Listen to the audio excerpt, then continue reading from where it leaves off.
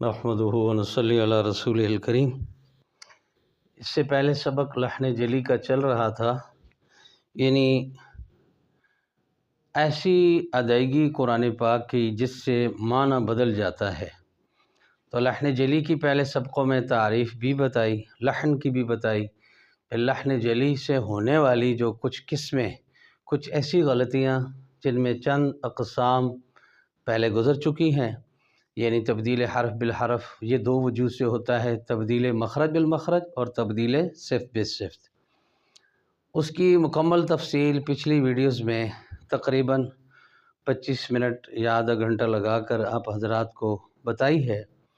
اور جو آج کا سبق ہے یہ بھی اسی سبق کا حصہ ہے کہ کون سی ایسی غلطی سے ہمیں بچنا چاہیے جو پہلے تھیں وہ گزر گئیں، اب جو اگلی قسم ہے وہ ہے حرکت کو بڑھانا، یعنی زبر زیر پیش کو بڑھا دینا۔ حرکت کو بڑھانے سے مدہ ظاہر ہوتے ہیں، یعنی اگر ہم زبر کو بڑھائیں گے تو اس سے الف ظاہر ہوگی، زیر کو بڑھانے سے یا اور پیش کو بڑھانے سے واو مدہ بن جاتا ہے۔ مثال کے طور پر کوئی آدمی فعل، ایک کلمہ ہے فعل، اس میں تینوں زبر ہیں، تینوں کو بڑھا دو تو بن جائے گا فعل، تو معنی خود ہی بدل جائے گا۔ تو اس سے ہم نے الف مدہ بڑھایا۔ اسی طرح چلے میں سمجھانے کے لیے مثال دیتا ہوں، گو کلمہ غلط ہے فعیلی، تو اب اس کو اگر ہم زیروں کو بڑھائیں گے تو تمام کے ساتھ یا بڑھ جائے گی فعیلی۔ اور اسی طرح ایک آدمی پڑھتا ہے فعولو،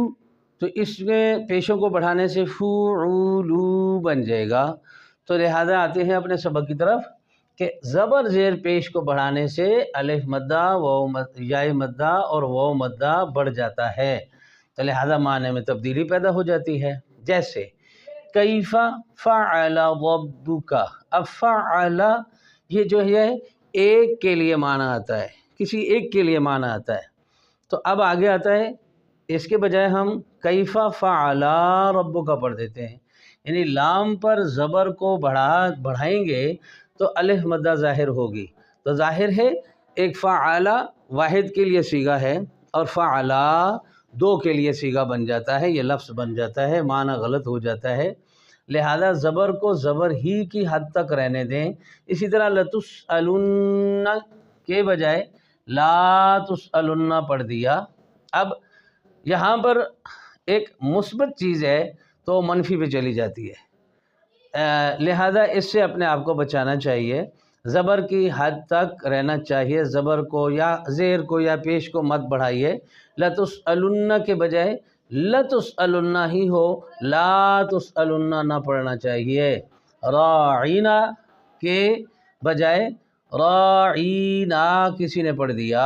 تو معنی بہت بدل جائے گا۔ اس سے تو اللہ تعالیٰ نے بھی منع کیا ہے، قرآن پاک میں آتا ہے نا یا ایھا الذین آمنوا لا تقولوا راعینا، وہ اس وقت راعینا کہتے تھے، تو اللہ تعالیٰ نے یہ لفظ ہی بدل دیا کہ میرے پیارے پیغمبر صلی اللہ علیہ وسلم کی گستاخی نہ ہو، تو راعینا کا معنی ہے ہماری رعایت فرمائیے، تو اب بجائے راعینا کوئی آدمی کہہ دیتا ہے تو نعوذ باللہ میں تو اس کا معنی نہیں کرتا، سننے والے حضرات سے التماس سے اپنے علماء حضرات سے پوچھ لیں،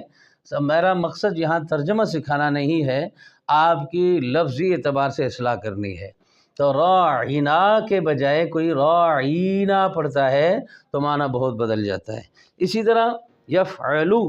لام پر پیش ہے کے بجائے آپ لام پر پیش کو بڑھائیں تو بن جاتا ہے یفعلو، یہ بہت بڑی غلطی ہے، زبر زیر پیش پر کنٹرول کریں، زبر زیر پیش کی حرکت کو زیادہ بڑھائیں نہ، زیادہ نہ کریں، اس میں اضافہ نہ کریں، بلکہ جو حد اس کی مقرر ہے اس کے دائرے میں رہیں۔ اسی طرح یہاں بات ہو گئی حرکت کو بڑھانا، یہ حرکت یہاں تک ہم نے حرکت کو بڑھایا جس سے الف مدہ، واو مدہ، یا مدہ اضافی بن گیا، تو اللہ کے کلام میں کسی چیز میں اضافت کرنا بھی ناجائز نہیں بلکہ حرام ہے، تو اس سے بچنا چاہیے۔ مدہ کو گرانا، اب یہاں پر تو مدہ ظاہر ہوئی ہے نا، زبر زیر پیش کو پڑھا تو یہاں پر اگر مدہ ہیں تو ان کو حذف کر دیں، گرا دیں۔ مثال کے طور پر لفظ لکھا ہوا آتا ہے فعلا کے بجائے کوئی آدمی فعلا پڑھ دیتا ہے تو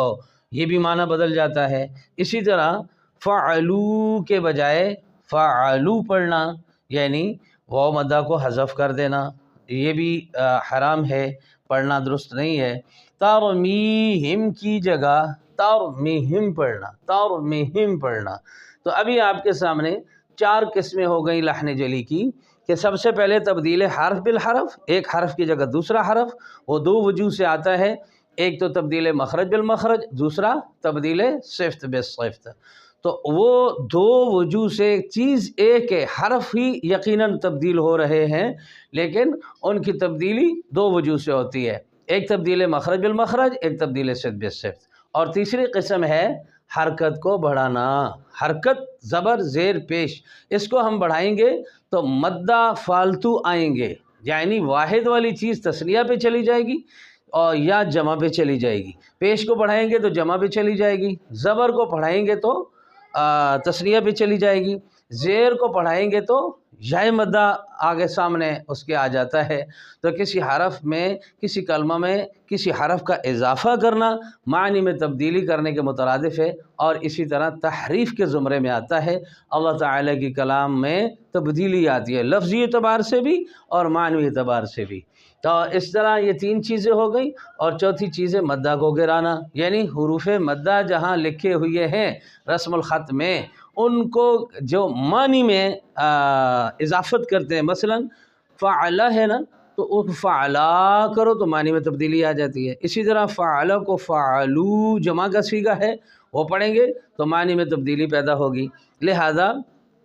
ان میں جہاں الف مدہ لکھا ہوتا ہے، واو مدہ لکھا ہوتا ہے، یا مدہ لکھا ہوتا ہے، پڑھنے میں آئے تو اسے گرائیں نہ۔ تو ان کی مثالیں میں نے الحمدللہ آپ کو بول کر پڑھ کر سمجھائی ہیں۔ اب آج کا سبق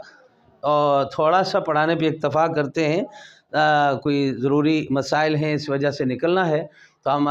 روٹین کے مطابق ہر دوسرے دن یہ سبق بنانا ہوتا ہے، اس لیے ہم نے کہا روٹین کو چلاتے جائیں آپ کی، تاکہ سبق آپ تک پہنچ جائے۔ اللہ تعالیٰ آپ سب کی حفاظت فرمائے، اور اللہ تعالیٰ آپ کو ان اسباق پر جو سن رہے ہیں سننے پر استقامت نصیب فرمائے، اور اپنی اصلاح اور دوسروں کی اصلاح کرنے کی توفیق عطا فرمائے، اور عام قوم کے لیے فائدہ مند بنیں، دوسروں کو فائدہ پہنچائیں۔ وما علینا الا البلاغ۔